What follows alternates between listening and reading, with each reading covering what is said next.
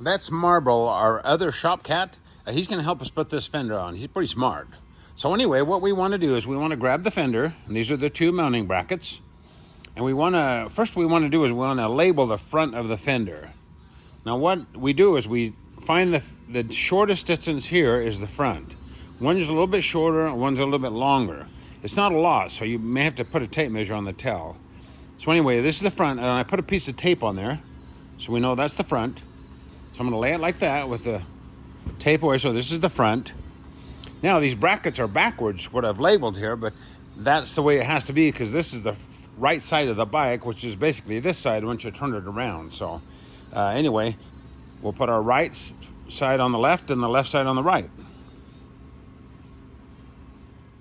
Okay, I've mounted the brackets to the fender, and this is the way they go. So here's the front of the fender. Now the right side is on the left. I know it's confusing, and we have a label on the one you have. It'll be black, and it'll be a label that says right on it.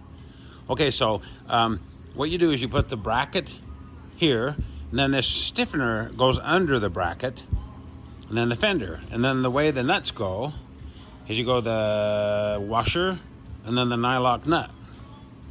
I'll zoom in on that.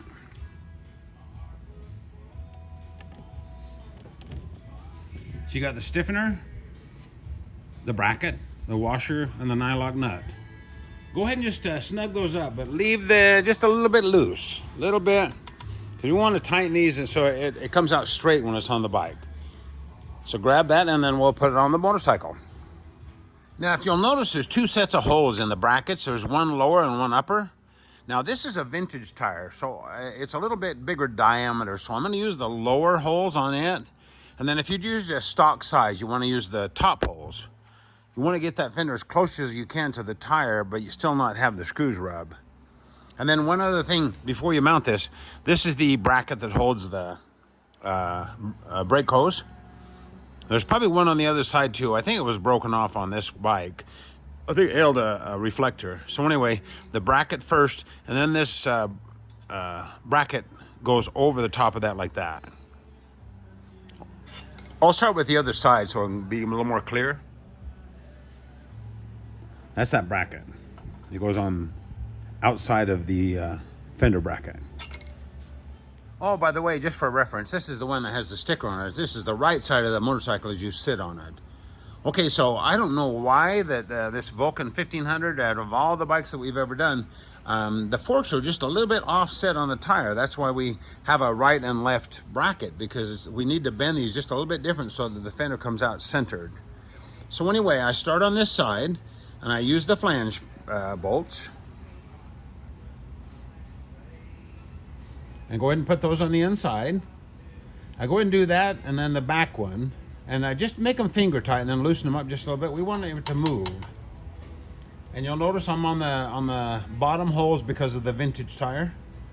Top holes for regular fender, regular tires. Next, we'll do the front of this side. And you'll notice that this is the fender bracket. And then the brake hose bracket's on this side. I'm going to zoom in there for you. There again, run that in there, but leave it a little bit loose, because we've got that fourth screw back there. It's going to be kind of a stinker. You got the shoulder bolt, brake hose bracket, and then fender bracket.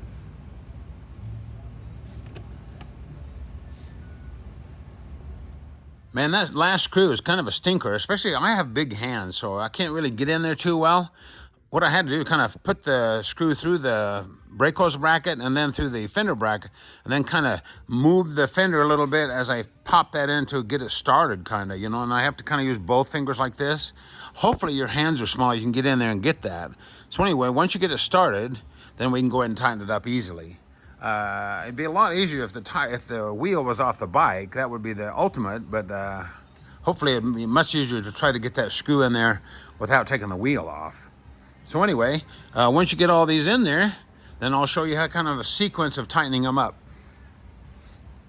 And there you have it. What I did is I put pressure on the bottom of the bracket, raising it up as I tighten these screws, because it's pretty close. Those screw heads are pretty close to the tire. So with the play that's in the bracket, I want to get it as high as I can before I tighten these. And then on these, just go ahead and put a 7/16 wrench under there. And you can tighten those up and make sure everything's nice and firm and tight. You can take your tape off the front there. And the fender should be centered on the tire really well. I mean, if it's not, if it's really bad, then that means your brackets are backwards. Remember, this is your right side of your bike here on this side. This is the side that should have the label. And there you have it. Now we can move on to the lighting.